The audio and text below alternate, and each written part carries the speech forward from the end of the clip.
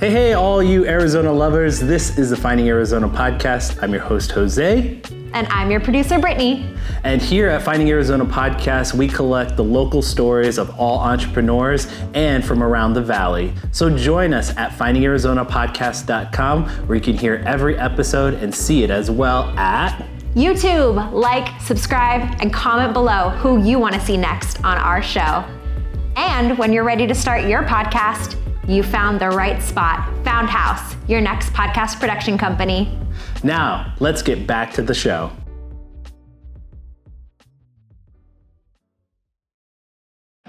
Score big with SeatGeek. Whether it's concerts, sports, or live events, SeatGeek has you covered. Use code FindingArizona to get a fantastic $20 discount on your SeatGeek tickets. Catch your favorite live events hassle-free with extra savings. Visit SeatGeek.com and make every experience unforgettable.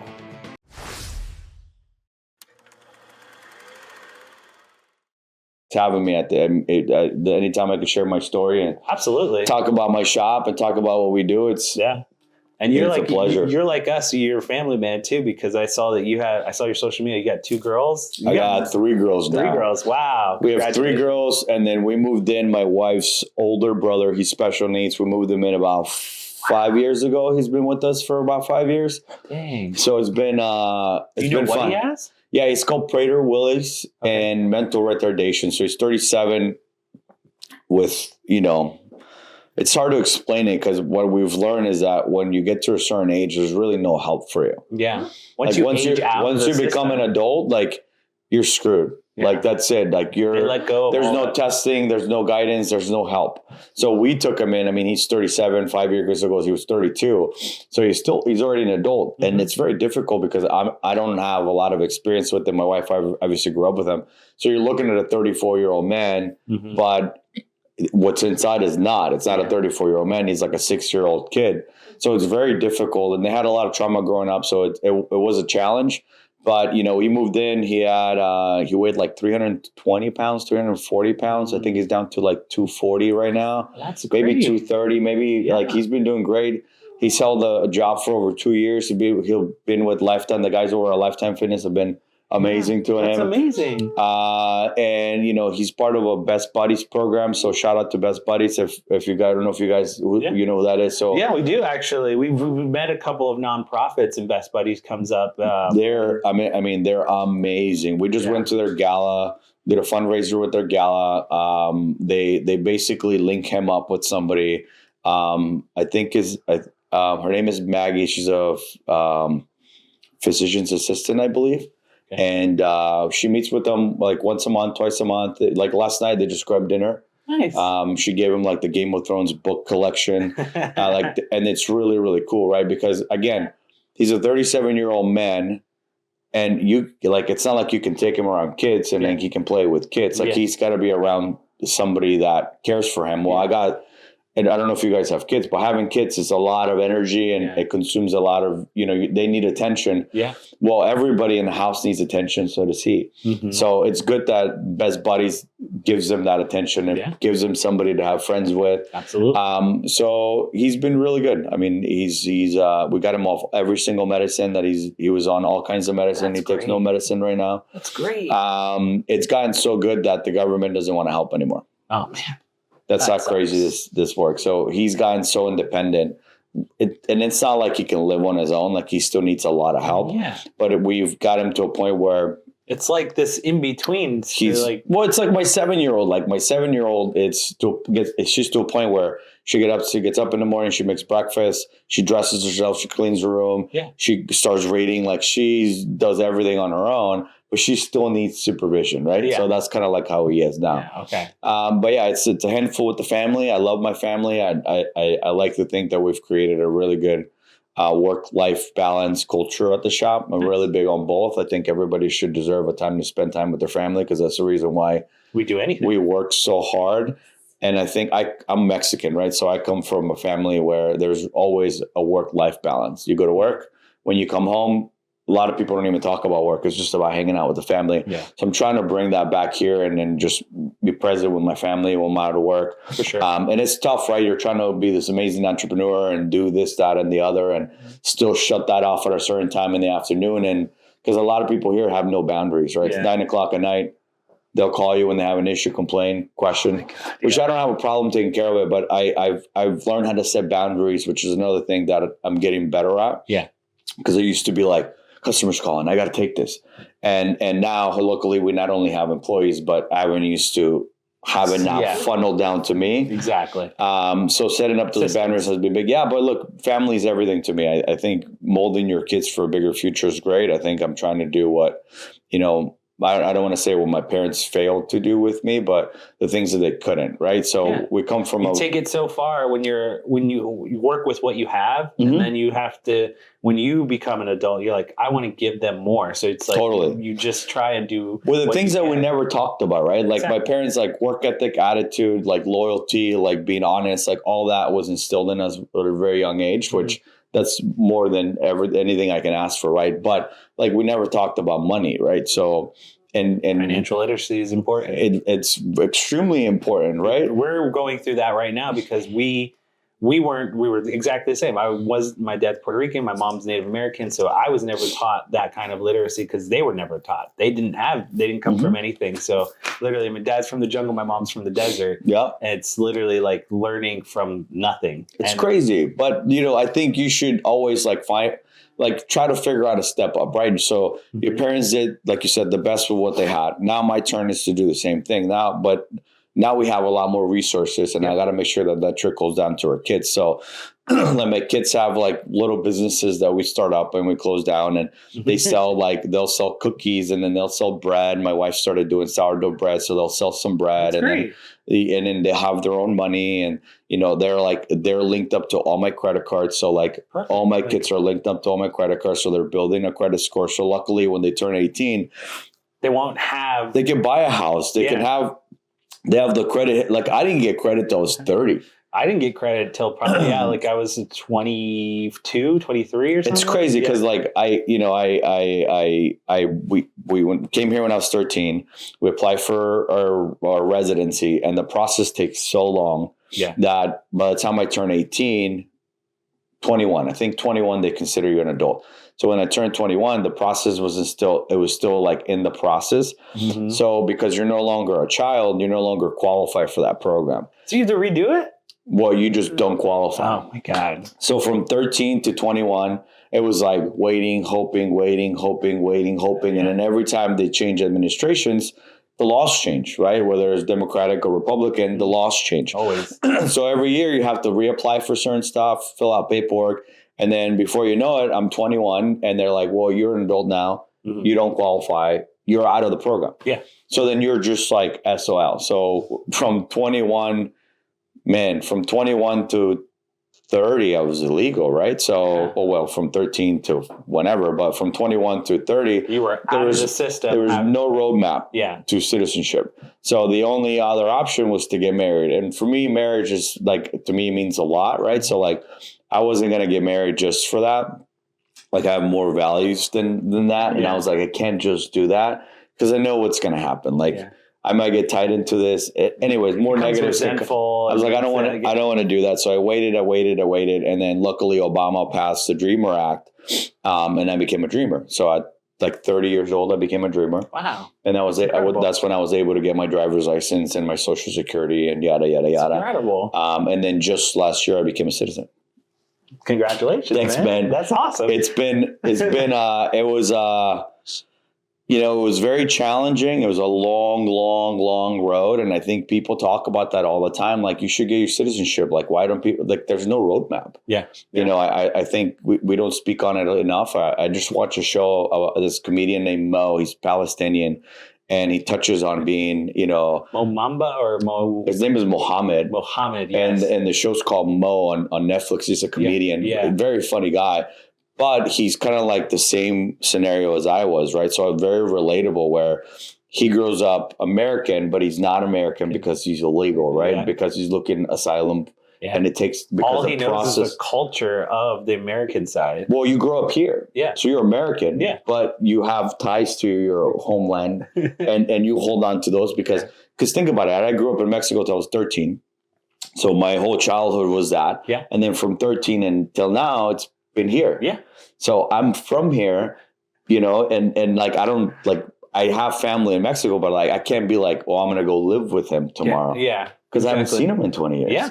So technically I'm home here, but it's messed up because you're in this, like. It's what we call it in our culture with being native. It's like you have one foot in two worlds. And it's definitely. It's messed up because you don't have technically you don't have an entity, right? Like you're like, now that I'm a citizen, like you're now American, or, you know, North American or whatever you want to call it, because we know the Americas are bigger than just the U.S. But you're not Mexican enough to be from Mexico, and then you're not American enough for being from the U.S. So there's like this weird where are you from? There's definitely always like this identity crisis of like, it's not an who easy am answer. I? Because you can play on both sides of the field, and you can like have the conversation on both ends of why you're an American, why you're a Mexican, and why you're in between. Like unless you're in that scenario, like it's really hard to explain and it's really hard to grasp. Yeah. But luckily I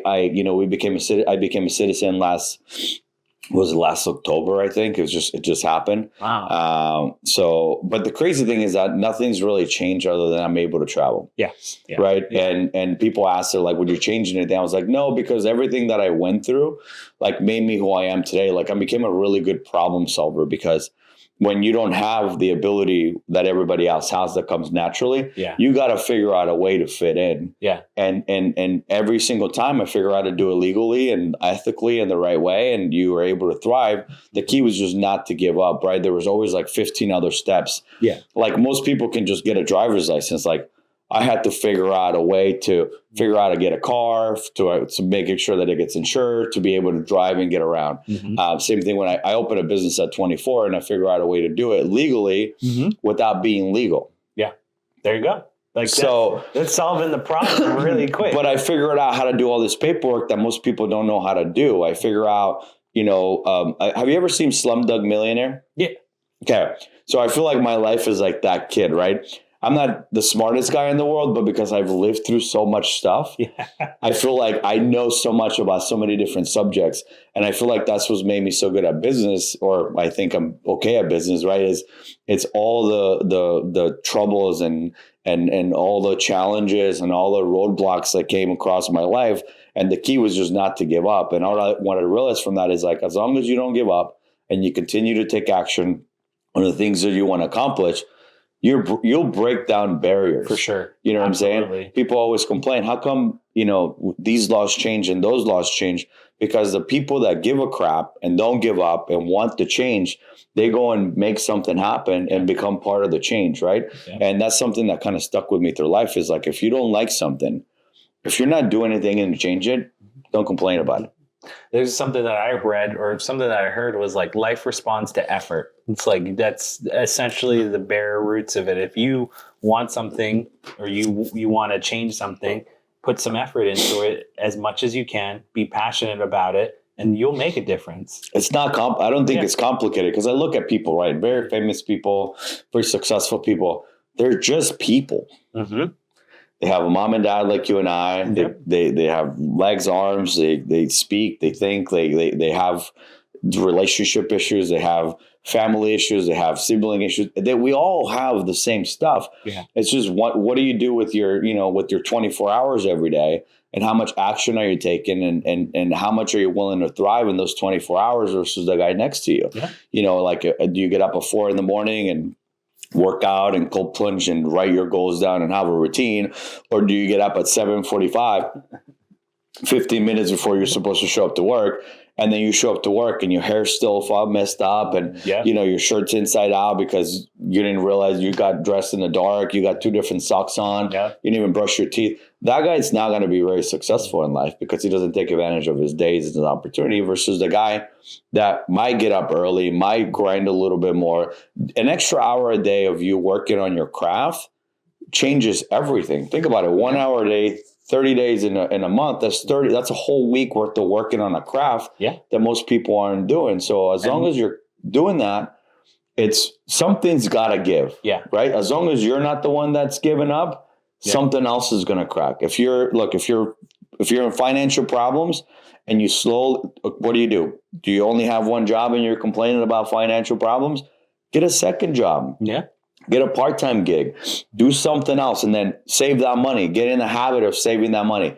And it doesn't have to be an abundance of money, but if you learn how to save a little bit of money here and there, by the end of the year, you're going to have a good chunk of money, right? You're speaking my language because I always say it's like every little bit counts. Like it doesn't like it's if you want to lose weight, it's like even walking, like going on walks. As simple as going outside. If you're sitting on your couch binge watching a series on Netflix, or you go for a walk, it makes a huge impact on everything that you do. Your mental health, your physical health. I mean, just being outside in the sun is so good for you. Yeah. You know what I mean? So that makes a world of a difference on how you show up for yourself, how you feel. And trust me, look, one of the things I've learned from working out and like I do cold plunge and I hate talking about it because everybody does it. And then you hear it a lot on podcasts. Like it's not that's going to solve your problems.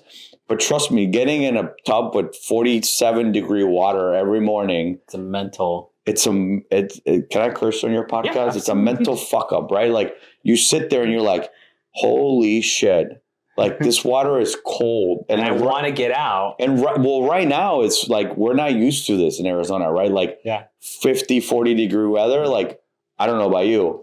I don't like the cold, right? She doesn't like the cold. So I'm okay. I just need to put on a coat. So I'm standing in my garage. This is like, I wake up, my alarm goes off.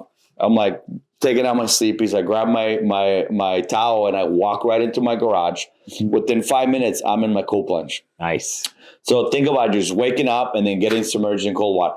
It's such a mental, and people don't think it's that tough. It's tough. Yeah. I've been doing it for almost 2 years now. Nice. A little over 2 years, every single day. I skip a couple of days if we go on vacation, stuff like that.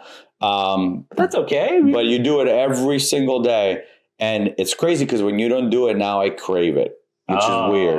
And it gives you a boost for like the first 2 hours. Yeah. But to me, it's like if you're willing to put your body through some stressful stuff, the day will go a lot smoother, right? Like there's not much things that I'm doing in the day that it takes 5 minutes of just like constant like misery to solve. Yeah. Right. So if you're able to put your body through that and understand that you're going to be okay at the end and understand that it benefits you at the end, then as long as you keep that in mind that, hey, I'm going to do this sucky thing for the next 5 minutes or for the next hour, which is a workout or whatever the case may be. Yeah, but that suckfest creates you and builds you, right? And nothing that's worth anything, it comes easy. Like everything takes work. Absolutely. And I think that's the biggest thing about everything. It takes work. But that cold plunge, man, it's done phenomenal things for me. And how I feel throughout the day. But again, I do it not because it's trending or everybody else is doing it. Yeah. I do it because I did it and I go, okay, this is tough. Okay, how do I feel afterwards? There's amazing benefits to this. And then you do it once a day, every day, little by little, and it becomes a habit. Yeah. Absolutely. And then that's what it's all about, right? Creating all these little habits for yourself to be able to change whatever trajectory you want to go in. Get out of the habit of like getting home, laying on the couch, and then you don't get up for the rest of the day, right? I used to do that. I'm guilty of that. I used to get home. I had 2 kids, I had a business. I was stressed out. I was fat. I didn't eat healthy. And I would just get home and I would be like, oh, I'm so tired. And then turn the TV on, watch the news, which is something that I don't really do anymore. And I watch world news just to kind of get an idea of what's happening in the world. But I try not to get fed so much negativity because it also affects you. So I used to sit there. I would come from work like, oh, I'm so stressed out from work. The kids are screaming. I turn the TV on and then this person died. The food's poisoning you. And you're just like, oh my God, the world's out to get me. So now I don't do that. I'm on my phone for an hour after I get home from work. And then after that, I focus on the kids. Like yesterday, I came home. I took the girls for a bike ride. We went exploring on our bikes. Nice. I throw my 1-year-old in her backpack and we go, and she's happy in the backpack. And that hour of exploring changes my relationship with him, Yep. our dynamic, Your mental health. oh my God, everything, man. So it's... Please take a drink, because I also want to introduce everyone. We just jumped right into it. This is Oscar from Scottsdale Collision Center, and we're so happy to have you. Thank you. We've always had a special guest on every week, and so today's no different. Oscar's coming to us to talk about his business, and as you heard from his trajectory and what his life has been, it has been just a whirlwind of success, but it's hard work success. Something that you've started from, I applaud you just from even realizing that, from that point of like starting your business and then realizing, oh man, I'm feeding myself all of this negative stuff. I had to change something, because not only for my family, but for my business, for my own success, it is something that you took upon yourself to like really pivot towards a more positive and encouraging way to help your success grow, help your family also succeed, and just doing all of those different little changes so that you can develop into a better person, into a better family man. All of these things I think are so great, because as someone myself who is just like, I feel like I'm at that point of like, we're in it, where I have a 4-year-old, she just dropped him off, and we're kind of like, understanding what this business entails and what we're trying to succeed in and do all the right things. And then I feel like I'm the same way as you. It's like I've done cold plunges. I haven't routinely done them, but I want to do them more. And we have a pool, as you can see out there. Yeah. So it's like she's telling me all the time, it's 54, get in there. So it's definitely something that I want to do more. And I've again, it's like that thing of like, you have to just take advantage of those moments of like getting up earlier and just trying to give yourself those successful moments of like, here's what you did better, 1% better than the next person. So I really do. I find it encouraging, because I meet guys like you, and it's like, yes, I have that same path and same routine. Sometimes it's the same thing, and it's like I want to learn from guys like you, because I feel connected. So thank you for being here. Thank you for having me. Yeah, absolutely. It's funny that you say that one thing, and thank you for the intro. I appreciate it, and your kind words.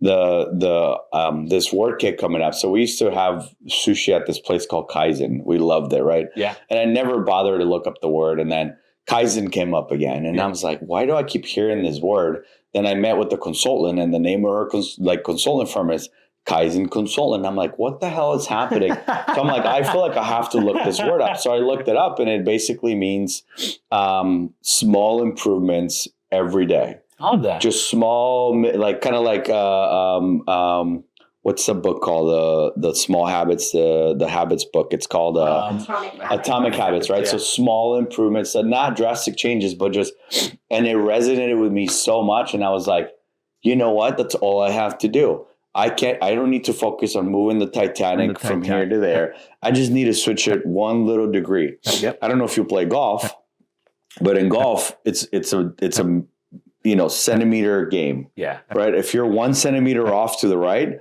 the ball, but 300 yards down the road, that ball is going to be so far right. And your life does that, right? So your life is like a golf ball. When you hit it, is if you're got the bad habits, even one little bad habit, right? And you slowly start doing that.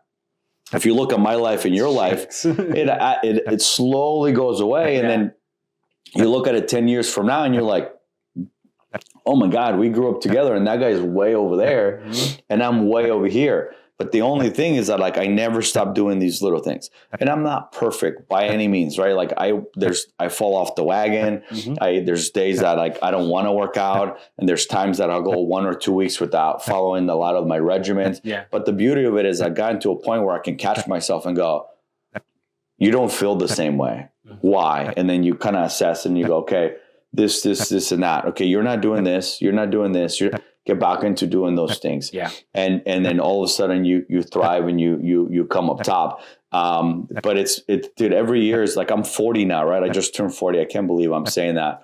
I still feel like I'm in my 20s, but same. I was crazy, wild, and stubborn in my 20s. And I learned that you don't gain a lot of relationships with that. You don't really thrive a lot because being stubborn and hard-headed and not learning and being a little bit of a know-it-all, you don't really learn when you think you know it all. Yeah. That's what I learned very early in my life of like, I don't know everything. And partially why the reason I started this podcast was, again, it's like meeting the owners. It's like, you know a lot about your business. Yeah. And I find that very fascinating. So I would rather learn from someone like you, the business owner, and just be given the knowledge firsthand. And it fills my cup because we have the conversations like I can pick, anything, or it's like, well, what are the bad things? Like, what are the positives versus what are the negatives that people don't even realize are happening behind the scenes? Because you can get stuck in the weeds as the owner. And if someone doesn't ask you the right question or doesn't bring to light that you're doing something way different than this other person from this other bit that's doing something similar, you're like, oh, okay. I didn't know like that. It's like, you don't know what you don't know. So it's kind of fun for me to do these podcasts because, again, someone who's intrigued by what you do and who you are can be the outsider that like brings to light something in your world. It's funny because I build, talking to humbling down and realizing that you're not the know-it-all guy. I've always been able to build a business up to 5 million, and I've never really been past that. Anything at 5 million or under 5 million, I've been able to manage myself. Okay. Right. Stay hands-on, still pull the lever, it still relies on me a lot to function, but I can get it there and I can run it and it can be very profitable.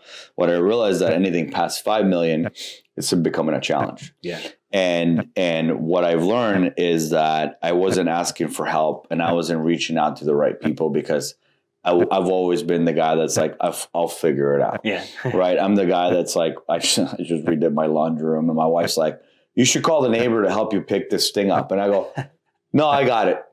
And somehow I managed to stack my washer and dryer by myself. Wow. But I've been doing that my whole life. Yeah. And then in my business, I go, that's got to stop. I'm going to kill myself if I can continue to doing that, or I'm just going to fail because I keep banging my head against the wall without looking for a door. Right. So last year I had a lot of failures in my business, a lot of growth moments.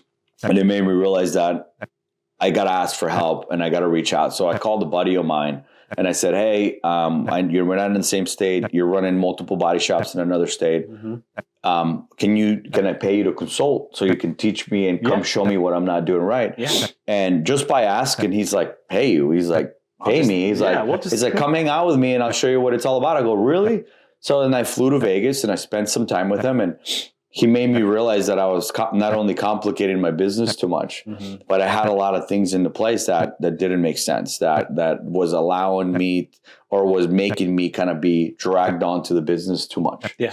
Where it was just pulling me in, and it was never letting me work on my business. I was always working in my business. Yeah. So simply spending, I think I spent a total of 4 days in the last, 6 months with him, just going back and forth, picking up the phone and asking questions. Yeah. My business has done gangbusters. I mean, it's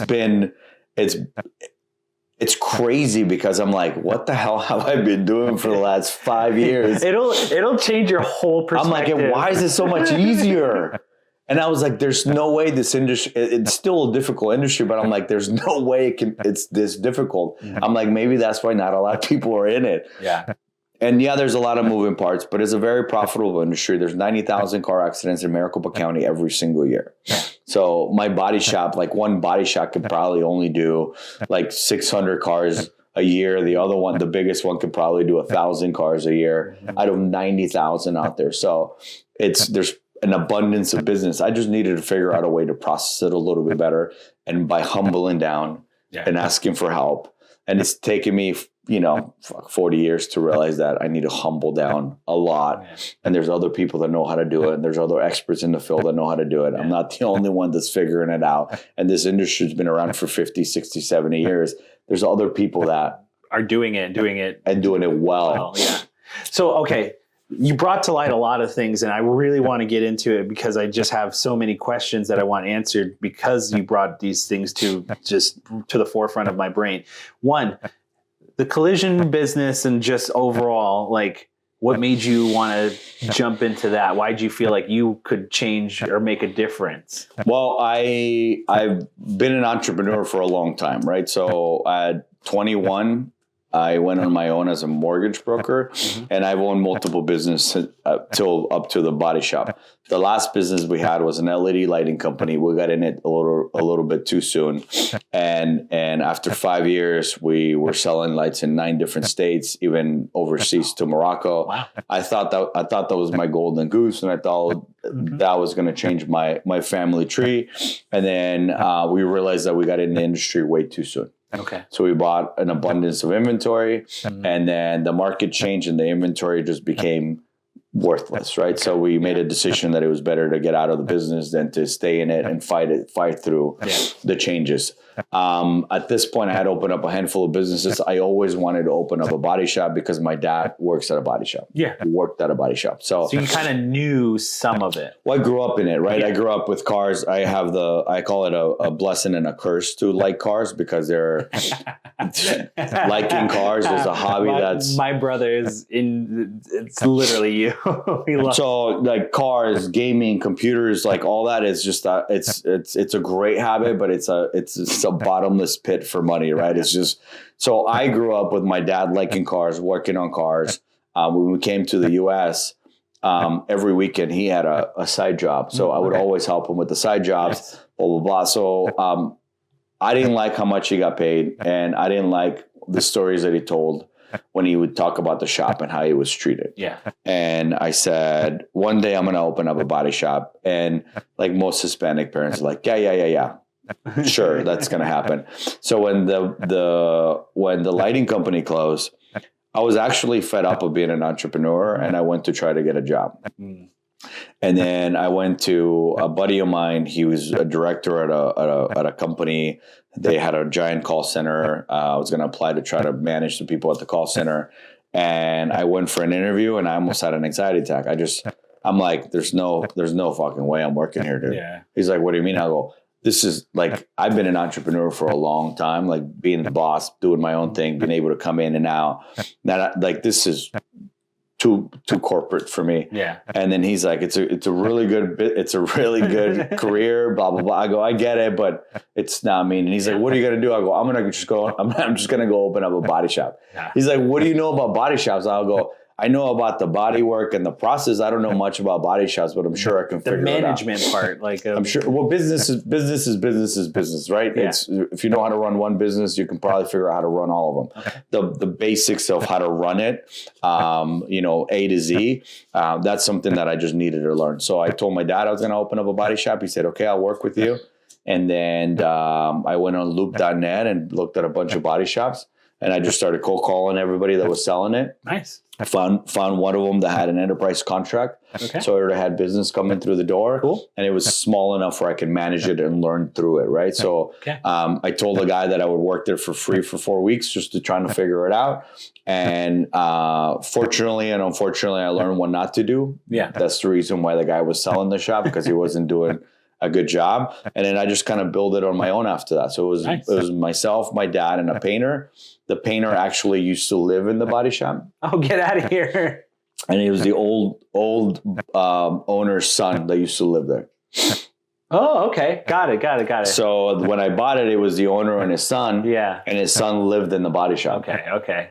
That's crazy. So when I bought it, I go, listen, I want you to be a painter, but I don't want you to be a roommate. Yeah. Like, you got to move out. You got to move out. So he had a room in the shop. So I tore the room down, expanded the square footage. And I just got, same thing. My background in sales and marketing. I've always been, you do good work. I can drive sales. I can go out. We ran a door-to-door company for 9 years, right? Or you can call it a direct marketing firm. Okay. So I was like, okay, well, I can drive the sales. I can put myself out there. Let's see how we can build it. Year one, we did a little less than $1 million. Year two, we surpassed $1 million. Year 3, 4, and 5, we did the same thing. We just continued to grow. Great. And it got to a point where that shop became too small. So we expanded to Phoenix, and then we opened up a remote Scottsdale location. Then finally, my dad retired a year ago. Wow. We got him retired a year ago. Yeah. That's incredible. Thanks, man. To go from like, hey, Dad, I need your help, to like, here, Dad, you can relax now. We got this. He retired himself at 59 and, coming to the U.S. at 30. Yeah. And to be able to retire at 59 As an immigrant, I think that's unbelievable. I think, most Americans have been here their whole life, haven't been able to do that. They still wait till they're 65, 70 to do so. But that shows you that, hard work, dedication, having a good attitude. I don't ever remember hearing that man complain about anything.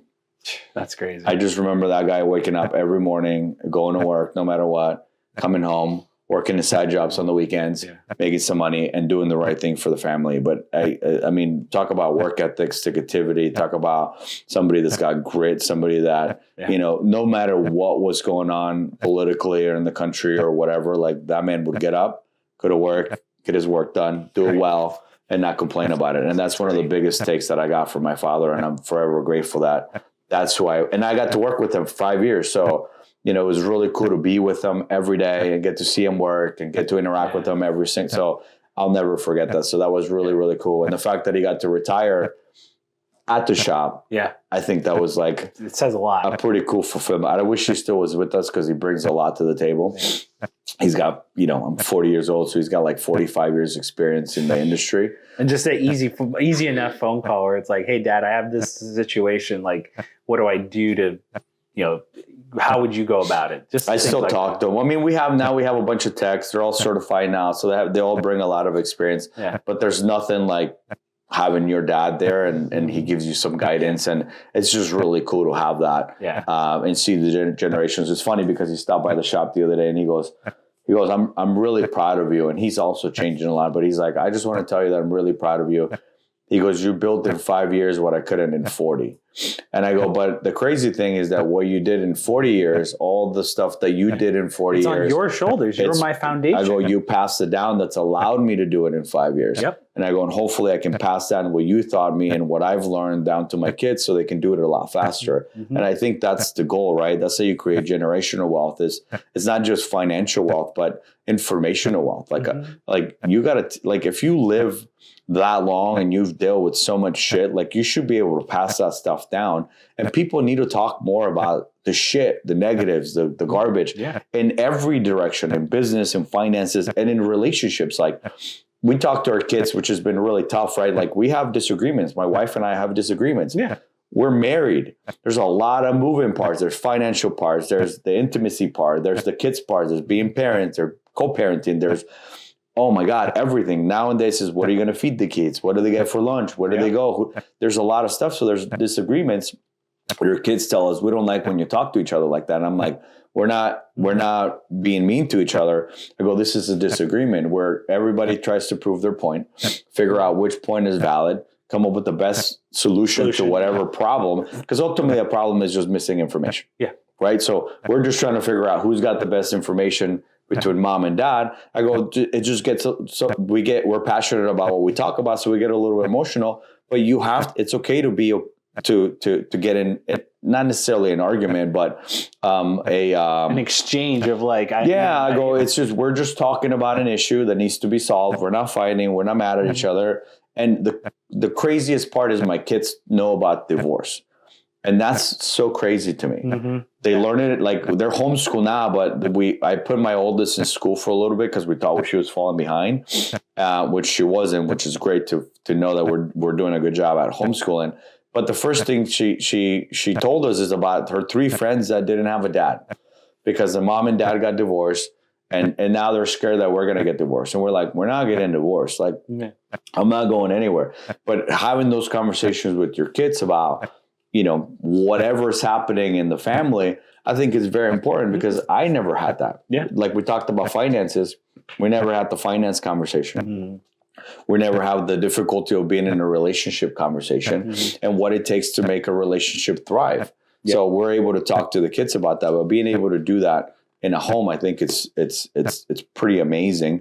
But kind of tying it back to my dad, like I think he's also been changing a lot because he showed up to the shop and he's like, we're really proud of you for everything that you've done. But I go, look, if you didn't do what you do, if you didn't grind like you did, if you were always giving up, if you didn't wake up in the morning and go to work, no matter what was going on in politics and in the world, you got up in the morning and you went and got it done. I go, I wouldn't be who I am today. Yeah. I go, and that I think that speaks volumes of of who you are. And that's going to allow me to trickle down the information and the experience, hopefully for generations. Yeah, that's it. And it's incredible. Again, I agree with you on a lot of things. We're exactly on the same page of like relationships, intimacy, just sharing ideas, sharing who you are, and making sure that your kids also, it's like passing down that legacy and helping them understand where it comes from. And that's so important to me for my kiddo. But I'm rambling because the next question I want to ask you is, you brought up streamlining your business and going to get the knowledge from your friend in Vegas. I would like to ask you now, just to kind of get into the business a little bit more, is like, I know that from a marketing standpoint, AI has made a big change on a lot of things, and has dropped a lot of or has brought up a lot of businesses from small to like medium size, to the medium size going to the large, because it allows for streamlining a lot of those things. What technologies are you using to help you kind of allow yourself, like you said, to be the last bit of that funnel, so you don't have to worry so much about the business, and you can be more cognizant on your family and on different things that'll help bring success to your business? We definitely use like ChatGPT. We use it a lot, right? Why? We communicate with insurance companies a lot. We communicate with adjusters. We communicate with attorneys. So that's helped us kind of take. I'm not a college dropout. High school was a joke, right? I was an ESL student. So I'm not the most, I wouldn't say my vocabulary and my education is extensive. My education has been through life. So anytime I get a piece of technology that's going to allow me to elevate myself, we try to incorporate it into the business. So when ChatGPT came out, I was really excited because I can tell it in my own terms. I want to say this. Yes. And it'll go, oh, well, here's the businessy way to say it. It puts it in a business way, which a lot of people are like, well, that's cheating. I'm like, no, it's just a tool that you use. And it's also starting to educate myself on how to format an email properly. Yeah. You know what I mean? Because before I was like, oh, I didn't know I could add that on there. Or like the beginning of every email is like, I hope this finds you well. Like I would have never thought to put that on there. I would just be like, you mother effer, why the hell did you not approve this? Like, what is wrong with you? Yeah. Well, that's not how you talk to people, right? Yeah.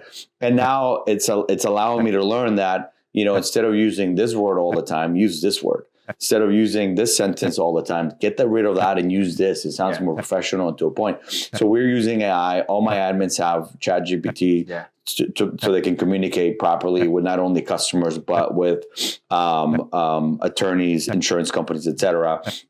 All the technology, we try to upgrade all the technology for our point of sale system, right? So our operating system is called CCC1. And that's integrated for body shops. So we use that. Everybody's got an account when it comes to that. Nice. We have Podium that we use to communicate with the customer. So all the phone calls are recorded for accountability purposes. That we can go back, pull up a phone call, make sure that the admins are doing a good job. But that also allows us to give the customer better service. We made a commitment that we're going to contact customers Tuesdays and Thursdays. Okay. So every Tuesday and every Thursday, if your car's in my shop, somebody's going to call you. Yeah. Okay. So instead of you worrying about what's going on with your car, automatically. And that does a couple of things, right? Keeps the customer informed and don't take this the wrong way, but it keeps customers off my phone. Yeah. Existing customers off my phone. Because what I realize is that when you're calling and updating customers, they feel happy and they're content with where it's at because they understand what's going on. When you don't do that, customers are randomly calling you at different times of the day. Absolutely. And what needs to happen is the admin's on defense and the shop is on defense all the time. Let me stop what I'm doing to pick up the phone, to navigate through, let me close all these screens, let me open up your file and then give you an update. Yeah. So that's slowing down production a ton. So if I'm able, people are like, why you do it twice a week? That's too much. I go, that keeps them off my phone lines all week. Yeah.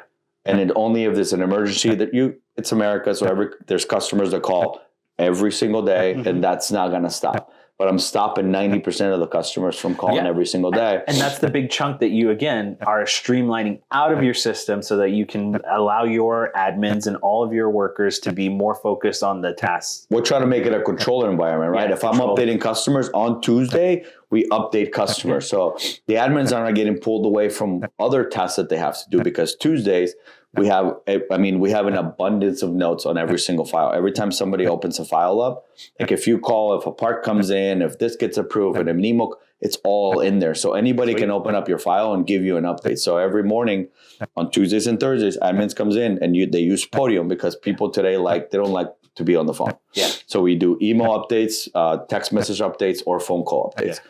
The initial one is always a phone call. The second one's always a text message, and the third one's always an email if we can't get a hold of you. Okay. But Podium, the technology allows us to do that instead of having admins on the phone all day just pounding the phones, because they can go on Podium, type the customer's information, all their data will come up, all the previous conversations will be on this file, and then you can update the customer. So all those things have allowed us to do that. And when it comes to technology for cars, we try to stay up to date, because cars come out every 6 months. Yeah, so you're getting your car models that come out every 6 months. So while you're learning the one that came out 6 months ago, a new one's coming out that changed a bunch of things of this one. And the cars today are not like they used to be, right? So I have a 1989 Chevy. I can fix that thing with a screwdriver, a little bit of gas, and a battery. Exactly. Right? I also have a 2024 Cadillac Escalade. I need to take it to the dealership because I need to scan it. It has sensors. It has sonars. It has cameras. It's like a giant computer. You're driving a computer. So imagine what happens if I kick your computer today.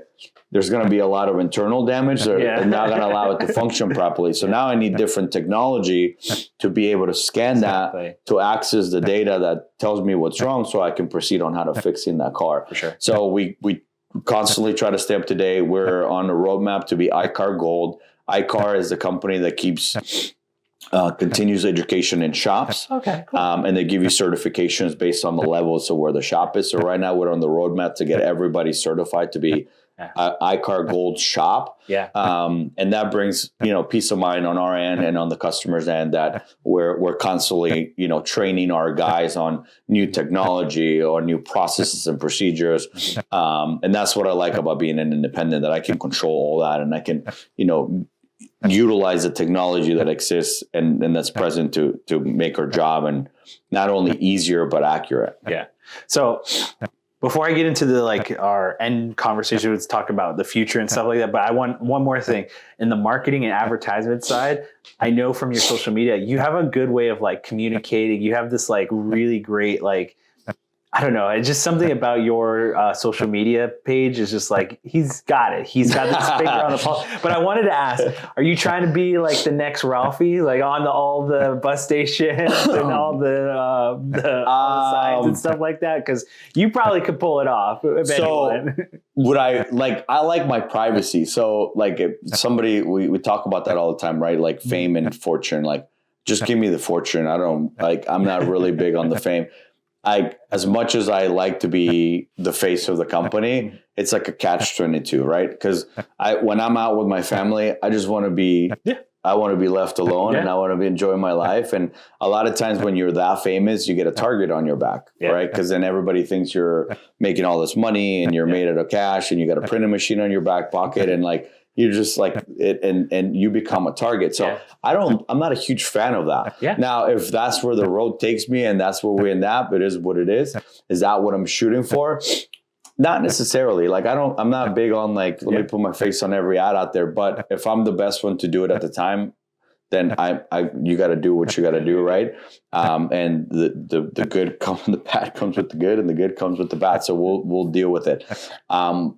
But marketing is that, right? It's you got to let people know you exist. Yeah, people need to know. Wheel gets the it gets oiled. Yeah, so it's if people don't know who I am, then they're not going to come to me. Now I found a couple guys in the shop that are doing a pretty good job with their social media, and I'm pushing them more into them being involved.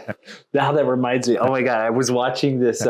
It's a repair shop, and so it's out in California or something. It's an Asian guy, and he's always talking about these different customers who have it's just the randomest the issue of something displaced, and he's check this out, and he's showing me, and it's I always love that because it's just it's your humor, it's your body shop's humor, and it's lean into it as much as possible, lean into all the the words that you guys use constantly. It's like, why not? Because it just builds this like universe of like, oh, I watched episode 1. Episode 21 is hilarious because I know all the jokes and I get the lingo and I understand that. So it's like, if you find guys who have good social medias, use them, utilize them, to steer into them. One of the things I learned was like, you should start a show, like a social media show for your business, because that's what keeps the customers enticed to want to use you more. We talked about doing a TV show, to be completely honest with you. We have so much content in the body shop, from customers calling to the estimates that we do to just shit that goes on a day. I mean, I think we've done a really good job with our culture. So we're really close to all our employees. Yeah. And everybody's personality and characters and stories and the shit that goes on all day at the shop is just, it's constant content. Yeah. Like, I just talked to my content guy and I go, I need somebody here full time. And he goes, that's great. He goes, what do you mean? I go, you can't just come for 15 minutes Monday, Wednesday. Like, I need you here all the time. I'm like, capture it. You miss. There's so much you miss. I'm like, there's so much going on. Like, even the process of tearing a car down, like we've tore car downs where before you take the bumper off and there's like a raccoon stuck inside the car. You're like a dead rat or something like that. No, like the guy, he's like, I hit something on the freeway. I don't know what it was, blah, blah, blah, blah. And we're like, okay, we start taking the bumper off and there's a raccoon, right? Or like, oh, geez. Or like all of a sudden the damage was in the front. Or like the back is buckled and we're able to figure out how that happened, or just like problems that happen with the shop and our ability to resolve them, or just come up with solutions, or just interactions we have with people in the shop. Like, there's so much. Yeah. Everybody's personalities is unreal at the shop. So it's like, even just a day, like my morning routine is go say hi to every single employee in the morning. And I got used to that when I used to do sales, because we used to call it checking everybody's temperature. Yeah. So you go see how everybody's doing, because if somebody's not doing well, you got to kind of go be the doctor and, hey, what's going on? How's it going? Kind of get him back in the right headspace. Yeah. Because a bad apple will ruin a whole bunch. Yeah. So in sales, having a great attitude is everything. And what I've learned is having a great attitude is great in anything, right? So if all the guys at the shop are in really good spirits and have a really good attitude, it works out great. But just my morning routine of going to say hi to the guys, that's a show within itself, because everybody's joking, they got music on. They're telling stories about what happened the day before. Yeah. It's fun. I really enjoy what I do. I really like working at my business. I had a girl come to me that we just hired, and she goes, you're the only owner I work for that's present every day. Wow. I go, what do you mean? She goes, well, every other owner every other business that I've been in, they're in, but they're like always closing the door. There's always a manager. And I was like, well, I don't know how to do it any other way. Mm-hmm. I go, and I'm not even close to where I want to be. So why would I not be here every day? And she goes, well, I'm just letting you know this has been my experience. So I thought that was really cool. Yeah. And again, that's part of what makes you successful, right? Is being able to show up every day and being present and having your finger on the pulse. Yeah. And even though you get to a point where you're working on your business, not in your business, there's no reason for you not to be there. And there's no reason for you not to keep a check on the pulse of what's going on. Because if you're so detached from your business, by the time something happens and it gets something to big, you, and it gets to you, it might be too late to fix it. Yeah. So I get it. And that, again, take that as you will. Like, honestly, I would say yes. Like, if you can get the social media guy to come every day and like do, again, your morning checkups and like even watching them take apart stuff, catching those and making them actual segments on the social media where it's like, hey, this like is episodes, like right? episodes. Yeah. Exactly. So it becomes its own show, and literally people will watch and come back because they're so used to, like, once they get the characters' names and what they're about, they're like, I like this guy. I'm here for his stuff. Every car can have his own episode. Exactly. Because every car goes through a whole entire process of tear down, assessment, repair, paint, assembly, wash, delivery. So there's like all these steps that you can follow. And even from like, I think doing body work is an artwork. I fight me if you want on it, but the guys that do body work, like that is an artwork. Yeah. Like the way they're able to repair a car, work with all different types of materials, which is aluminum, plastic, metal, and get it back to where it was before the collision. They're like surgeons on cars. It's unreal. Oh, yeah. And the speed of it is, and the experience that they have, and how they use the different materials to be able to do it. That within itself can showcase. You ever watch those guys like build the pools, like the guys in like the jungle that build the pools? Yeah. Like I feel like that's how my body guys are. They're just like they're these guys that have like this amazing skill to be able to put these cars together. And the crazy thing is that you need to know how to do it, right? You need to understand every car is totally different, so they need to understand what they're working on, what kind of car it is, what type of materials to use to get it back to pre-collision status.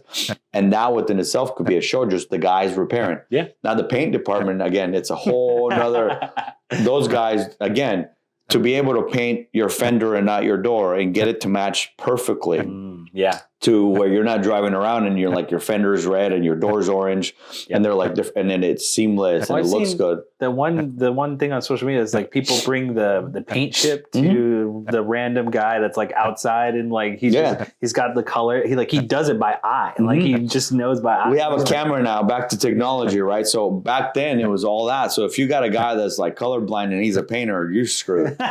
Like the greens are coming out blue and the blues are coming out green and you're like, all right, this isn't working. But I was like, yeah, that's definitely something that like you have to collect those. You have to make sure that you got those. And so we're going to move on to like the future stuff. We were talking beforehand about the wrap, the wrapping. But I'd also like to just touch a little bit about your family. It's like, have the girls expressed any interest in what Dad does? My oldest wants to be just like me. No. She comes to the shop. I bring her to the shop as much as I can. Future boss. You know, whether she's a future boss or not, I think being exposed to that and for her to understand what I do every day, I think it's very important. I think, you know, I grew up in a culture where if you're a kid, you go hang out with the kids and you stay away from adults and you don't become an adult till you become an adult and then you're part of the table. Like I talk to my kids like they're adults. I talk to my kids like they're just normal people, right? Yeah. So I don't shelter much from them. So when she's able to come to work with me and like really learn it and watch me have the conversations and interact and understand how much work it comes from being a boss, she doesn't want to work for anybody else. That's great. She just wants to. She's my only one. My 5-year-old is very creative, very artistic. So I think she's just gonna have her creative ways and do her thing. And then my 1-year-old, she's just loving life, right? But my 7-year-old showed a lot of interest in what I do and how I do it, and she tells Mom, I want to be like Dad, which Mom doesn't really like that very much. And I love it, right? Like we were talking about having a boy and I'm like, you know what? I don't know if I want to have a boy anymore. And I go, I think a boy needs tough love. And I think a boy needs to be raised tough because a lot of times we hold the weight over the world on our shoulders and we don't talk a lot and we don't showcase it a lot. So I think boys need to be a little bit tougher than girls, mentally, physically, all around, because that's our responsibility as men is to care, provide, give, protect, etc. So if I had a boy, that would be the goal. And let's be real, when a boy meets a girl, boy's gone, right? My girls love me. They pamper me. They take care of me. They love me more than I've ever been loved in my entire life. And they're not going to go away. They're like, they become daddy's girls and they get close to you and they get closer. And I'm enjoying the process of them growing up. So I'm going to build them tough, but at the same time, have them understand their worth because I think women are extremely, extremely valuable. And a lot of times they don't realize that because society allows us to put women down a lot. And I think that's the opposite. Like I have 3 managers in my shop that are all women and they're unbelievable and they're unreal and they're amazing. And I can say the same things about my girls. And I just want them to have that value and confidence of who they are and they can do whatever they want. Yeah. Honestly, whatever they want. So being able to show them that I could do it and empower them to do whatever they want, I think that's amazing. And then with the wrap company that you've now started to open, the future goal, I imagine, is to get that up on its feet and really propelling the wraps for the vehicles. And yes. So my goal for the collision industry, I saw it and I go, it needs to change. It needs better service. and it's better culture, and it's better repairs and better customer service overall. Okay. So I thought I could bring that to the table. So we're still an independent company, meaning that we don't have any financial a contract for financial gain with anybody. Most body shops will team up with the insurance company. The insurance company will then give you all these rules to follow. Yeah. So essentially, they manage your shop. Yeah. And they feed you business, Yeah. which is every body shop owner's or every business owner's dream come true. Yeah. Somebody a referral partner that's constantly feeding you business. I don't like that because a lot of times they shave corners and they tell you to do this and tell you to do that, but they do feed you business, right? Yeah. I've been independent for 6 years. Yeah. That means that I don't take any business from the insurance company. People ask me today, who's your biggest competitor? The insurance company is my biggest competitor because right now, when you call the insurance company and you say, hey, I've been in a wreck, I want to go to Scottsdale Collision, they're going to go, they're not a preferred shop. Yeah. You should go to X, Y, and Z that we trust and but that doesn't mean anything other than they have a contract to pay them less than what they would pay me to fix your car. And it's also giving them restrictions on like, hey, you go to them, but they're not going to fix this one thing, or they're not going to go above and beyond and take care of the details. Correct. So I've stayed independent for that reason, right? To make sure that we provide what's right for the customer, and so we can provide good service. Now with the wrap shop, same thing. I want to be able to provide the same service and the same quality. My goal is always to be the best at what I do. So, we were just named the best body shop in Scottsdale by the Home and Garden Reader's Choice of 2025. Nice. We were voted best body shop in Tempe 2 years ago by an automotive company that does the research on the collision. So my next goal would be to be that in the wrap game. It's what we're going to be doing. I call it an aesthetics company because it's going to be everything aesthetically. So wraps, tint, PPF, ceramic coating, details, etc. Not only does that tie into my business right now, but I think I can change the way a lot of wrap companies are doing business. That we're going to have everything in-house. So we're going to have our own prints in-house. Nice. We're going to have our own designer in-house, so we don't have to rely on outside designers to give us the designs. And we don't have to rely on outside companies that do print to do prints. You said you did prints before. Yep. And if you guys are backed up, I got to get on the back of the line unless I pay extra to expedite what I'm doing to get what I receive. And you can't really control that because that's somebody else's business. Well, if I have it in-house, I have full control of what I do. And eventually the goal is to become a wholesaler of wraps, tints, and PPF where somebody like if there's a guy in New Jersey that owns a wrap shop that doesn't have a designer or a printer, he can call me, send me the design. I will design it for him. I will print it. I will put it in a box and then ship it to New Jersey. And then that guy can have his wraps done. Awesome. We just did a soft launch on that business. It's called SEC Aesthetics. Right now we're doing tints, PPF, wraps, and commercial wraps. That's what we're starting with. Yeah. And I'm slowly going to scale it. I don't come from that industry, so I'm learning a lot of it as I go. Cool. We just vetted out all the vendors that we had. We figured out which vendors we're going to use. There's some vendors that have a really good name. And we didn't go with them because they don't have their own manufacturing. They sub out their manufacturing. And they've had problems in the past where they manufacture. So we ended up going with another company that's pretty well known, that has his own manufacturer. They control their own products and they're local. So they have a local warehouse where you can pick everything up. So there won't be any mistakes.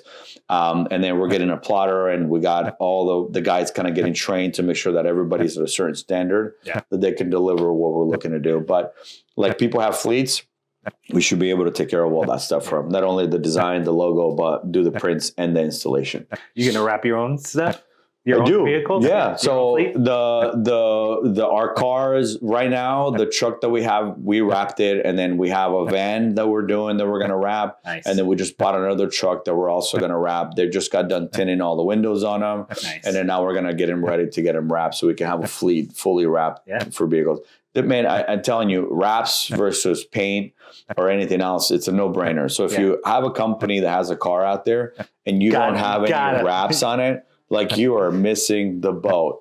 Honestly, it's one of the things that I feel like if you do have any kind of company and if you can afford it, just really go for it because it's really going to propel you when you show up to your customers, it's going to show what Your uniform. Your uniform. Imagine if a guy shows up, you call home service company, the guy shows up in jeans and a t-shirt, you're like, who are you? Yeah. Right? But the guy shows up like, I'm very proud of like my logo and our branding. So you show up to my shop, you're going to know who works there. Mm-hmm. Yep. Like every single person that works there has a shirt that looks just like this.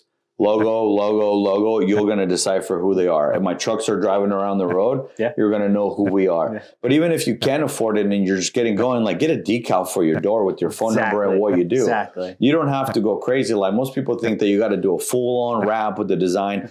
There's decals that you can do that are cheaper. There's partial wraps that you can do that could still showcase your quality of your work. That your truck vans still going to look amazing. Yeah. But now they're going to look uniform and it's going to cost you half of it, and then or you can do a full wrap, right? But it all depends where your budget's at. But don't like put a little bit aside of that, because that makes a world of a difference. Yep. You're driving around town everywhere. If you're on the freeway and you're stuck on traffic, everybody sees your van and you never know who needs you. Yeah, that one person that's behind you and take down your number and gives you a call. You got to be top of mind. I'm not in the service. I am in the service industry, but I'm not in the industry where like you're like, I'm going to go to a body shop today. Yeah. Like it's not, the wrap shop is like that because you can just show up. Yeah. Like you can only use me when you need me. Yeah. Right. So you like if you're in an accident, you go to a body shop. Yeah.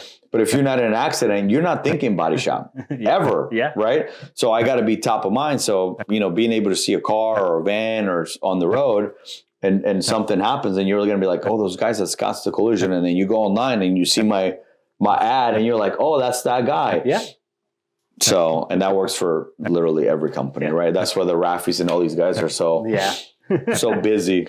Well, I appreciate you giving us a little bit of your time. I want to get you out of here, but now thanks for having me. Yeah, of course. But now's your chance to promote. Tell everyone where they can find you online, all the social media handles, if you have a phone number, email address, everything. The floor is yours. Well, thanks for having me. I am Oscar with Scottsdale Collision. We have 3 collision locations in the Valley, Scottsdale, Tempe, and Phoenix. But we'll pick up and drop off your car if you're too busy. So we understand that. You can email us at estimates@scottsdalecollisionaz.com. You can always call us if you want to talk to a live person, 602-777-7921. And you can find us on TikTok, Instagram, and Facebook.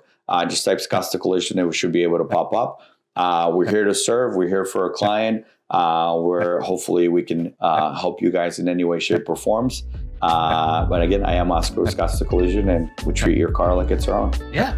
And before we go, we have our little outro. You can hear every episode of our podcast at findingarizonapodcast.com. Social media wise, we're under Finding Arizona Podcast under everything.